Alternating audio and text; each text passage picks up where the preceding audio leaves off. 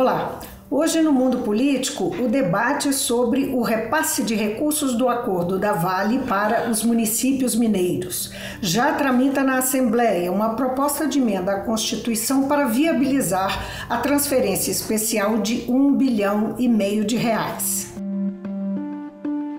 Eu vou conversar com o deputado André Quintão, que é do PT, ele é líder da oposição na Assembleia, do bloco Democracia e Luta, e é também o presidente e relator da comissão especial que trata do repasse de recursos do acordo da Vale para os municípios mineiros. Então, é a PEC que está em tramitação na Assembleia desde a semana passada. Deputado, muito obrigada por atender o mundo político.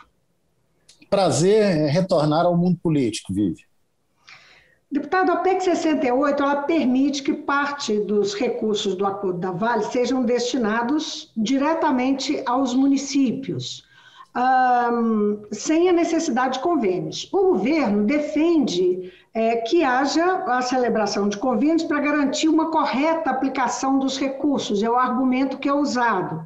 Por que esse argumento foi rechaçado e essa PEC, afinal, foi instalada e está sendo questionado pelos deputados, pela Assembleia? Bem, Vivian, em primeiro lugar, a modalidade transferência especial, transferência direta para os municípios não é nenhuma novidade institucional. Os recursos do Fundo de Participação de Municípios são assim transferidos, os recursos do Sistema Único de Saúde, do Sistema Único da Assistência Social, são transferidos de fundo a fundo, sem a necessidade desse modelo convenial, e as próprias emendas impositivas têm também uma previsão da transferência especial. A transferência especial ela é menos burocrática, mais ágil, e de forma alguma ela significa abrir mão de controle legal. Pelo contrário, a transferência especial, o município recebendo recurso, ele continua submetido à fiscalização das câmaras municipais, do Tribunal de Contas do Estado.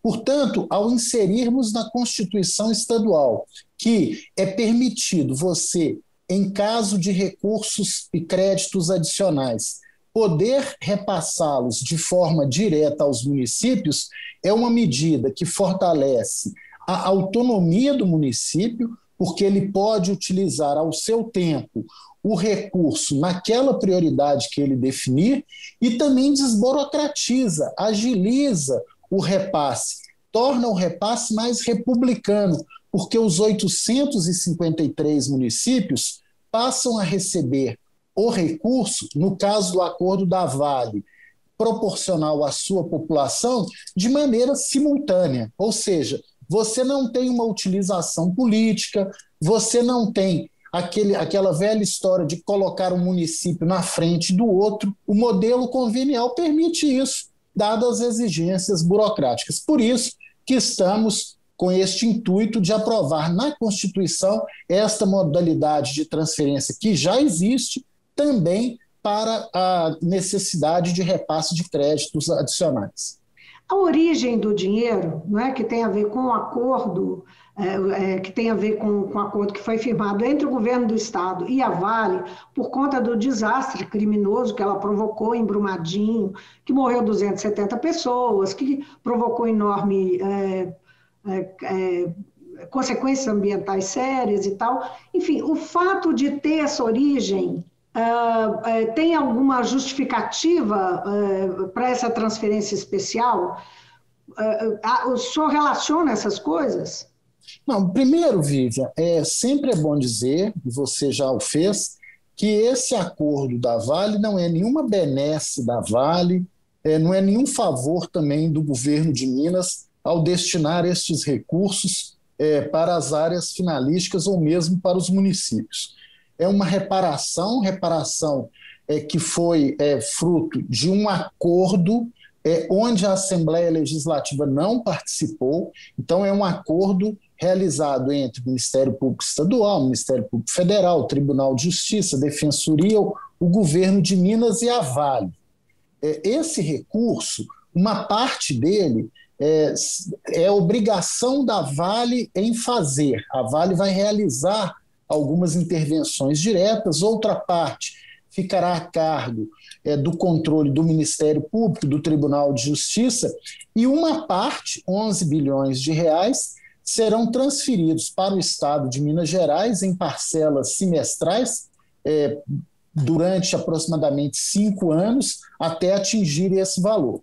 É esse valor que a Assembleia está analisando. Então, a transferência especial que nós estamos propondo é para uma parte desse recurso, por volta de 1,5 bilhão, resultante de identificação de gorduras no próprio acordo, que a Assembleia não participou, mas quando você recebe um projeto na Assembleia, você tem a obrigação de analisar. Então, no meio de uma pandemia, onde os municípios precisam reforçar o Sistema Único de Saúde, onde as pessoas estão sofrendo consequências sociais perversas, onde é necessário fortalecer o Sistema Único da Assistência Social, onde boa parte dos municípios está tendo que fazer economia em áreas prioritárias. Nada mais justo do que você utilizar parte desse recurso para os 853 municípios. O projeto original do governo constava, por exemplo, gastos exorbitantes com consultorias externas, aproximadamente 300 milhões de reais, recursos para a reforma da logística energética da cidade administrativa, ou seja, utilização de um recurso no meio de uma pandemia para consultorias, para atividades meio. Então, o que a Assembleia fez, dentro da sua prerrogativa, foi identificar essas gorduras e sugerir ao governo que o governo reenviasse para a Assembleia um outro mapa de prioridades, que nesse momento de pandemia pudesse atender os 853 municípios. Sempre é bom dizer que a região afetada, região de Brumadinho, Vale do Paraopeba, tem investimentos garantidos fora da Assembleia Legislativa. São recursos que serão destinados através de projetos encaminhados pelas prefeituras e por entidades da sociedade civil, com acompanhamento de assessorias técnicas independentes, a cargo aí do Ministério Público e do Tribunal de Justiça. E sempre também, eu que fui relator da CPI de Brumadinho, resultante este acordo de uma tragédia criminosa que matou 272 pessoas. Agora, deputado, qual que é a expectativa para a chegada da PEC no plenário e da votação? A PEC exige um quórum qualificado, né? Só 48 dos 77 deputados teriam para aprovar, teriam que votar sim a PEC. Qual que é a expectativa da votação, para quando? Porque eu sei que o ritmo está acelerado aí da tramitação, e de ter esses 48 votos. Com relação à votação, provavelmente durante esta semana votaremos o primeiro turno. Há um prazo de 3 dias entre a votação do primeiro para o segundo turno, portanto, o segundo turno deverá ser votado no início da próxima semana, caso aprovado em primeiro turno. Eu acredito, Vivian, na aprovação.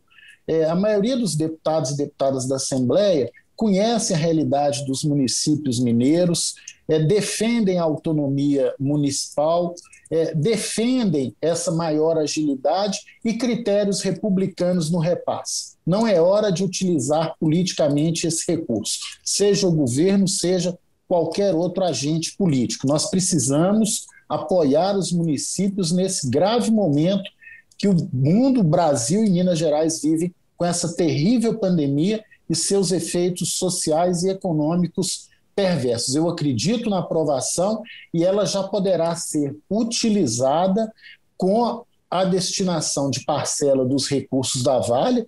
Esse projeto também a Assembleia precisa aprovar, destinando 1,5 bilhão para os municípios mineiros. Pois é, de fato, assim, a PEC, ela destrava aí um impasse para a autorização do uso desses 11 bilhões, não é, pelo governo do Estado, mas ela tem que passar. O senhor acredita que o governo vai tratar isso realmente dessa forma? Quer dizer, vai reconhecer que pode usar dessa garantia que a PEC dá? Ô, Vivian, durante a tramitação do projeto Acordo da Vale aqui na Assembleia, nós fizemos inúmeras reuniões com secretários que integram o atual governo, com os líderes do bloco de governo. Foi feito um entendimento para que o projeto fosse votado e este reexame de prioridades fosse realizado pelo próprio governo. O governo concordou com essa proposta, concordou com o repasse para os 853 municípios.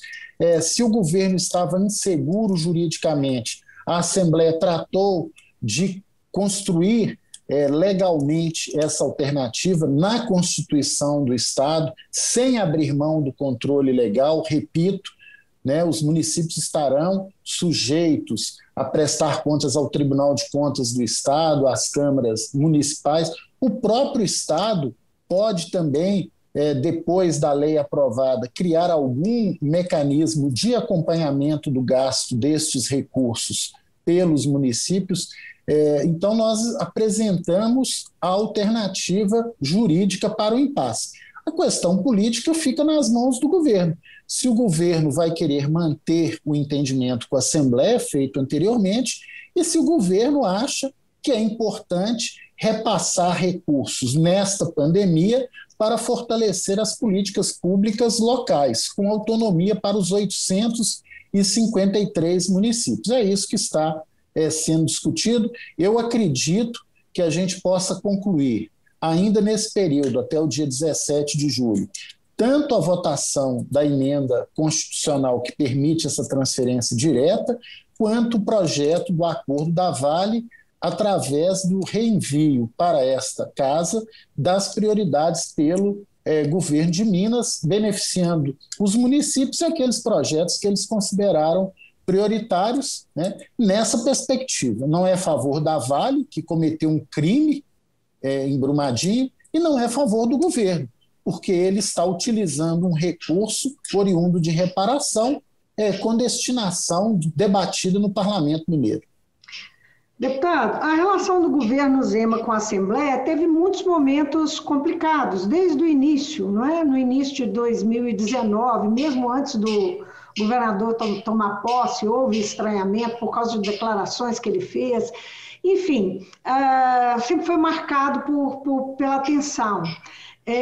Parece, neste momento e nesses últimos meses, que essa tensão está, digamos, maior, que tem um clima mais difícil entre a Assembleia e o governo do Estado.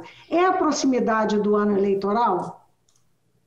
Vivian, muitas vezes o que eu percebo, olhando aqui da Assembleia, é que alguns interlocutores do governo acertam, né, fazem determinados entendimentos com a Assembleia, com os líderes, com a presidência da casa, e depois há um outro comando interno. Então, é um desencontro de atitudes no interior do núcleo de direção do governo. Então, muitas vezes isso atrasa processos que já poderiam estar concluídos, como, por exemplo, a própria votação do Acordo da Vale.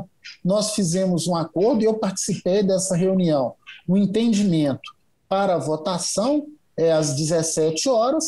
Quando chegou na comissão às 18 horas, o governo já apresentou uma outra proposta. Então, isso atrasou em 10 dias, ou poderá atrasar até mais, a votação de um projeto considerado prioritário pelo governo. Então, eu nem acredito que seja pela aproximação do período eleitoral. Essa é uma constante. Em várias situações, poderíamos lembrar aqui do reajuste para a área da segurança pública, a pressa em antecipar os recebíveis do Nióbio, da Codemig, para colocar o salário dos servidores em dia, a negativa recente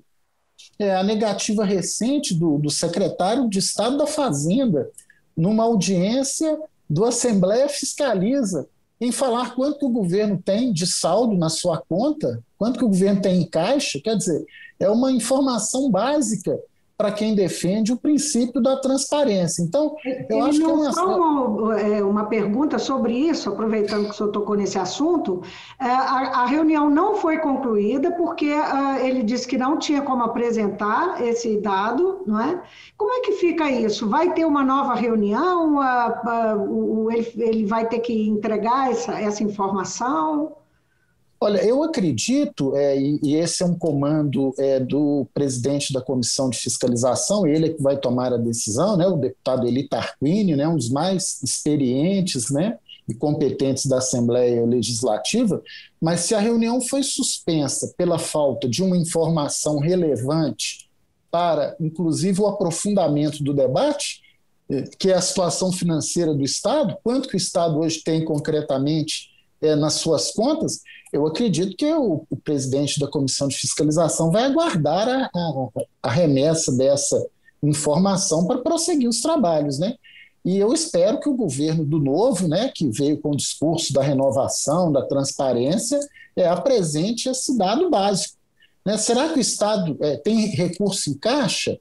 Não tem? Se tem, por que ele não está pagando o servidor em dia? Por que ele ainda não quitou as dívidas na área da saúde com os municípios, né?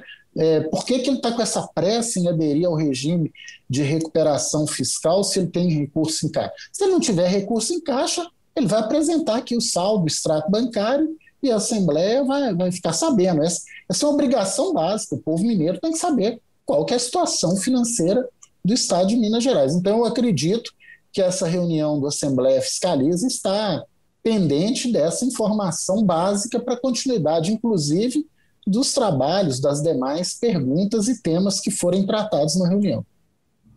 O senhor mencionou aí que tem pendências, né, de pautas do governo na casa, além da autorização do acordo da Vale, que é pauta prioritária, tem, o senhor mesmo mencionou, a adesão ao regime de recuperação fiscal, que é um projeto que é considerado desde 2019, foi entregue, se não me engano, outubro de 2019 à Assembleia, e o governo não conseguiu fazer isso avançar na casa. Tem a privatização da Codemig, que também aprovaram lá os recebíveis do NIOB, depois a proposta de privatização da Codemig também não caminhou. O governo vai conseguir avançar nessas pautas? Tem um bloco na Assembleia, que não é o bloco que o senhor lidera, é o bloco independente, que tem 40 deputados. Não é com o seu bloco, que tem 17, quer dizer, são 57 deputados. Teria que ter adesão de pelo menos o bloco independente, não é? Parte do bloco independente para juntar com o pessoal da base. Qual que é a expectativa de ter dessas pautas avançarem na casa antes das eleições de 2022? Ô, Vivian, sem entrar na discussão ideológica, mas objetivamente, tanto essa pauta de privatizações quanto essas restrições fiscais oriundas de adesão ao regime de recuperação fiscal, impedimento de novos concursos, congelamento de investimentos sociais, é uma pauta que vai na contramão das necessidades do mundo, do Brasil e de Minas, no enfrentamento aos efeitos da pandemia. Acho pouco provável. Você imagina, nós estamos precisando agora da vacina universal, nós estamos precisando de políticas públicas de recuperação econômica e social. Hoje, os estados estão discutindo programas de transferência de renda complementar ao Bolsa Família, a necessidade de fortalecimento do sistema único de saúde. Nós ainda não temos garantia, a gente não sabe sequer qual será a necessidade de vacinação, se será anual, bianual. Nós não sabemos os caminhos de novas cepas, né, da própria pandemia. Estamos em início de estudos ainda, do ponto de vista de variantes.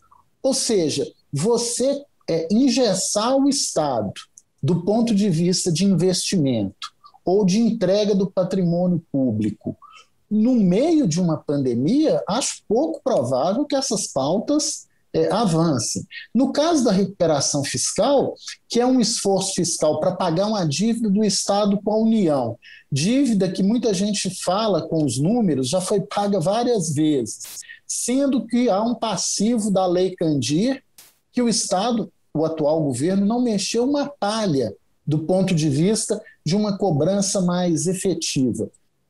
Para um governo federal que comete atrocidades no enfrentamento da pandemia. Eu não sinto clima político favorável nem na sociedade, nem aqui na Assembleia. E no caso de privatização, inclusive com a prioridade, eu acredito, nesse momento, em relação à CEMIG, é a CPI da CEMIG. Nós temos que entender melhor o que está acontecendo na CEMIG, se essa desestatização da CEMIG está seguindo os trâmites normais, legais. Nós temos que entender qual que é a real política do governo para a CEMIG. Né? Muita gente diz que é sucatear para privatizar. Será que é isso? E além de outras denúncias muito graves, né? Que aí, obviamente, cabe à CPI aprofundar a investigação. Então, existe um movimento, inclusive, para a própria venda, né, de ativos da Taesa, da desestatização, seja suspenso até que a CPI da CEMIG avance. Então, eu acho que a pauta... ponto, deputado, uma CPI como a da CEMIG, né, que está apurando supostas irregularidades dentro da companhia, na gestão da companhia, é um pouco invalidada pelo caminho que o governo encontrou, que é vender os ativos. Está negociando ativo, está para concluir um leilão no final de julho, não é? Pois o governo, como ele sabe que tem que ter o referendo para qualquer privatização na área de energia e saneamento, tendo em vista as dificuldades que ele tem, inclusive políticas aqui, para ter essa ampla maioria necessária para aprovar uma medida de privatização, ele busca a desestatização. Agora, mesmo a desestatização precisa, se for feita, observar os ditames da lei. E existem denúncias de que isso não está ocorrendo. Então, a CPI da CEMIG tem uma centralidade, um importante papel. Nós, inclusive, estamos defendendo que, no caso da Taesa, sejam suspensas essas iniciativas de venda de ativos em função das denúncias que existem de outros processos ocorridos. Agora, acho pouco provável, Vivian, que essas pautas privatistas e de redução de participação do Estado na oferta de serviços e políticas públicas seja aprovada na Assembleia, porque nós estamos no meio de uma pandemia, a pobreza aumentando, a insegurança alimentar aumentando, precisando de uma presença do Estado como indutor do desenvolvimento econômico. Você ir na contramão do que o mundo está fazendo, inclusive países fortemente capitalistas, como o próprio Estados Unidos, o mundo inteiro está discutindo o papel das políticas públicas, o papel do Estado. E aqui nós não estamos falando em tamanho do Estado inchado, Estado ineficiente, não. É Estado efetivo, Estado que produz entregas, Estado que cuida do cidadão, Estado que induz o desenvolvimento, Estado que estabelece cooperação para recuperação econômica, para ampliação da rede de proteção social. Essa é uma tarefa para os próximos 10, 20 anos. Os efeitos da pandemia não são mensuráveis. Infelizmente, a gente mensura, né, mais de 500 mil mortes, né, que é um dado assim, muito lamentável. Quem perde uma vida na família sabe mensurar o que são 500 mil mortes, né, em função de uma pandemia e da irresponsabilidade do governo federal. Isso é mensurável. Agora, os efeitos econômicos, sociais, imagine os impactos na defasagem da educação daquelas crianças e jovens mais pobres, a dificuldade depois de empregabilidade, postos de emprego fechados, pequenos e médios comerciantes, produtores familiares, agricultores familiares, tanta gente que teve que fechar o seu pequeno negócio. Quer dizer, esse processo de recuperação é um processo lento. Então, você abrir mão de institutos, de instrumentos, de instituições que podem alavancar esse desenvolvimento econômico e social, nesse momento é absolutamente não prioritário, pelo contrário, né? Não é desejável que isso aconteça. Então, essa pauta, o nosso bloco, Democracia e Luta, tem muita clareza. Nós estamos querendo rediscutir, nós estamos querendo discutir transferência de renda complementar em Minas, reexame de renúncias fiscais para grandes grupos econômicos que não estão trazendo benefícios econômicos para o Estado, como a CEMIG, a Copasa, o BDMG, como essas instituições podem potencializar, alavancar a recuperação econômica do Estado de Minas Gerais, como esses recursos do acordo em função da tragédia criminosa da Vale podem fortalecer as políticas públicas locais para os 853 municípios. Então, a nossa agenda nesse momento é outra, não é a agenda privatista orientada pelo ultraliberal Paulo Guedes do governo Bolsonaro, né? Eu acho que essa aliança do governador Zema com o presidente Bolsonaro não trouxe até agora nenhum resultado positivo para Minas Gerais. Deputado, e a LDO? Nós estamos há 13 dias do recesso parlamentar, né? A LDO, em geral, é voltada até o início, antes que o recesso comece. Está bem encaminhada? Parece que está na fiscalização financeira. Quando que deve ser votada? Eu acredito que a LDO também, o trabalho de aperfeiçoamento foi feito na Comissão de Fiscalização Financeira e Orçamentária, deve também essa semana ser votada. A Assembleia, Vivian, tem cumprido a sua parte, né? Tem feito todo o seu esforço, inclusive de aperfeiçoamento de projetos, aqueles que vêm do governo, não obstruiu nenhuma matéria relevante para o Estado de Minas Gerais. Nós próprios da oposição, em algumas matérias, como a prorrogação do Fundo de Erradicação da Miséria, que significou 800, 900 milhões de reais ano para o governo, nós contribuímos com a sua aprovação, porque o partido do governador, ou parte dele, era contrário. A antecipação dos recebíveis da Codemig, nós votamos favoravelmente, né, porque nós dissemos, somos contra a privatização da Codemig, porque o Nióbio é um bem estratégico,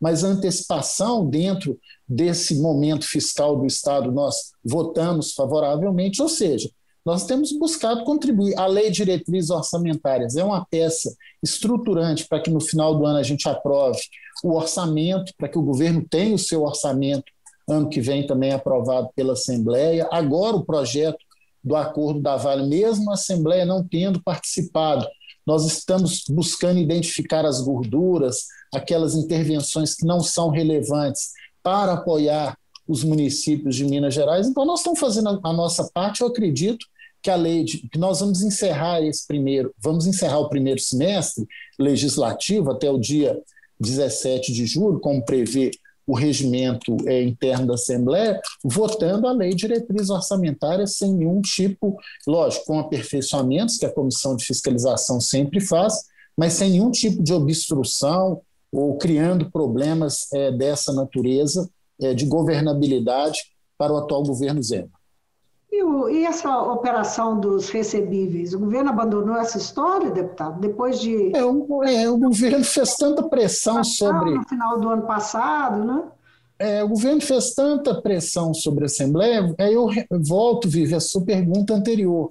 Os problemas, muitas vezes, surgidos na relação do governo com a Assembleia, são esses comandos assim, pouco claros, pouco nítidos, né? Uma hora era antecipar os recebíveis da Codemig. Ok, aprovamos. Depois a prioridade passou a privatizar a Codemig.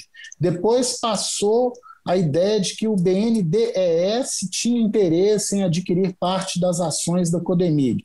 A Assembleia já autorizou no governo passado a venda de até 49% das ações da Codemig.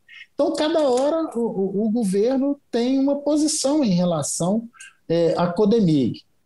Aí a gente pergunta, o governo está com problema de caixa mesmo, para não pagar o salário em dia? Aí a gente pede o saldo, o extrato bancário para o secretário da Fazenda, o secretário da Fazenda se nega a entregar. Então, acho que é aí que a fonte dos problemas políticos vem, exatamente dessa indefinição de sinais trocados, né, de comandos diferentes dentro do próprio núcleo político, administrativo, de gestão do governo. Para a oposição, como é que foi o semestre? Só para a gente encerrar a nossa conversa. Ô, Vivian, nós fizemos, né, como sempre, a nossa parte nessa discussão do acordo da Vale, que é muito delicada, porque a Assembleia não participou da concepção desse acordo, os atingidos não participaram da concepção desse acordo.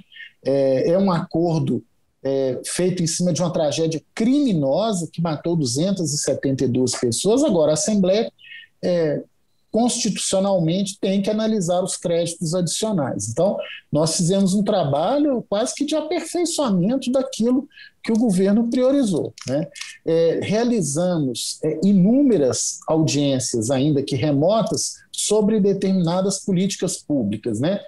Foi do nosso bloco a iniciativa das 2 CPIs em andamento, né? A CPI dos fura-filas, com o deputado Ulisses Gomes, líder de minoria, e agora a CPI da CEMIG, com o deputado professor Cleiton e também a deputada Beatriz Cerqueira. No Assembleia Fiscaliza, fizemos aí um pente fino em todas as políticas públicas. No Recomeça Minas, nós tivemos uma participação também muito ativa, particularmente na questão social, né, apoiando a ideia do presidente Agostinho Patrus do auxílio emergencial de R$600 para 1 milhão de famílias em situação de extrema pobreza. Entramos com um projeto de transferência de renda complementar permanente, então essa preocupação social existe, né, muito fortemente, né? Agora, na relatoria da emenda constitucional que pode permitir, né, que R$1,5 bilhão seja transferido diretamente para os 853 municípios mineiros. Então, nós tivemos, e eu elogio aqui o conjunto das deputadas e dos deputados que integram o bloco Democracia e Luta, 7 partidos políticos, presidindo várias comissões. Nós tivemos tanto uma produção legislativa ativa, como uma atividade de fiscalização também muito relevante. Então, e conseguimos fazer o debate da não prioridade de algumas pautas do governo, como essa última que nós mencionamos, de privatização de CEMIG, de Copasa, de adesão ao regime de recuperação fiscal, mas com responsabilidade sobre aquelas pautas que dizem respeito ao interesse público. A nossa oposição não é a oposição do quanto pior, melhor. Pelo contrário, quanto pior é pior, né? Nós estamos no meio de uma pandemia e naquilo que a gente puder contribuir para avançar as políticas públicas, nós continuaremos fazendo. Então, foi um semestre de um trabalho muito intenso, de muita dedicação, e a pandemia exige isso de todos nós, né? Uma concentração, capacidade de trabalho, de responsabilidade e de dedicação, ainda que de uma maneira semipresencial. Deputado, muito obrigada pela conversa, um bom trabalho para o senhor vai ter muito trabalho aí nos próximos dias, até quando vir o recesso aí dia 18, não é? Tem muita coisa pela frente para acontecer, um bom trabalho para o senhor. Obrigado, Vivian, mas é isso aí, a nossa obrigação, nossa responsabilidade, não só como deputado, mas também como líder de um bloco tão atuante como o Bloco Democracia e Luta. Um grande abraço, estou à disposição. Conversei com o deputado André Quintão, do PT, ele é líder da oposição na Assembleia do Bloco Democracia e Luta e é também o presidente e relator da Comissão Especial da PEC 68 de 2021, que trata do repasse de recursos do Acordo da Vale aos municípios mineiros. Ela cria aí a possibilidade de que haja uma transferência especial de R$1,5 bilhão. Esse foi nosso assunto central, pois falamos aqui um pouco também sobre outras pautas que estão na Assembleia e que são do interesse do governo, como é que vão caminhar algumas paradas desde 2019. É isso aí, a gente fica por aqui, até a próxima. Tchau, tchau.